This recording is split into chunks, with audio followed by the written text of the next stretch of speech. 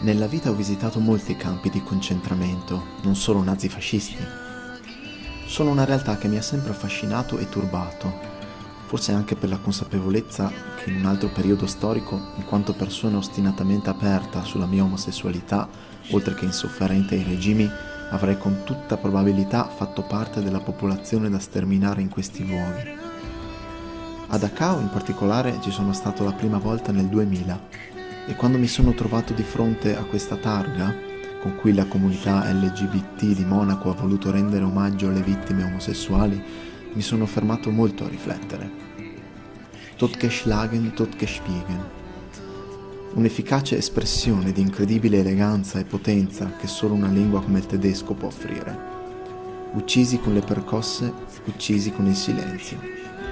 Mi sono subito appuntato quelle parole, pensando di scriverci una canzone. Ma è soltanto un aneddoto di qualche anno dopo che mi ha fatto rendere pienamente conto di che cosa significhi veramente essere uccisi con il silenzio.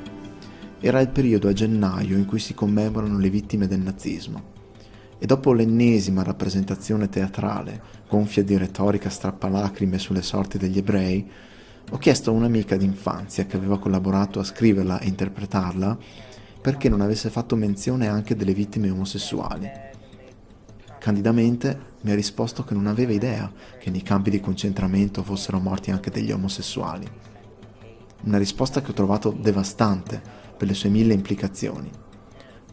Ho aperto gli occhi e mi sono visto improvvisamente circondato da persone che in un'altra epoca, se fossi stato portato via dai nazisti, non se ne sarebbero neanche rese conto, o avrebbero forse vissuto la cosa con imbarazzo, lasciandomi scomparire, appunto, nel silenzio. E in questa epoca che cosa significa? Com'è possibile che una persona che mai in vita sua ha conosciuto un singolo ebreo si strappi i capelli per i destini di quel popolo, ignorando completamente l'identica eredità storica di qualcuno a fianco di cui è cresciuto? È un'ignoranza che puzza di censura culturale, triste indice del fatto che la pesante lezione di quell'immane tragedia non è in realtà stata ancora compresa né digerita.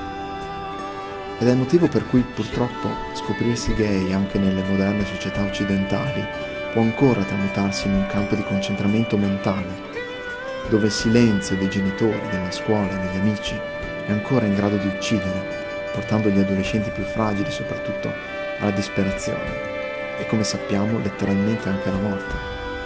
È il caso del ragazzo a cui ho dato voce all'interno della mia canzone. Per il resto la canzone è un quadro astratto, senza parole, perché non c'è verbo o sostantivo che non banalizzi la gravità di quegli eventi, le vite bruciate e tormentate di ieri, ma anche di oggi.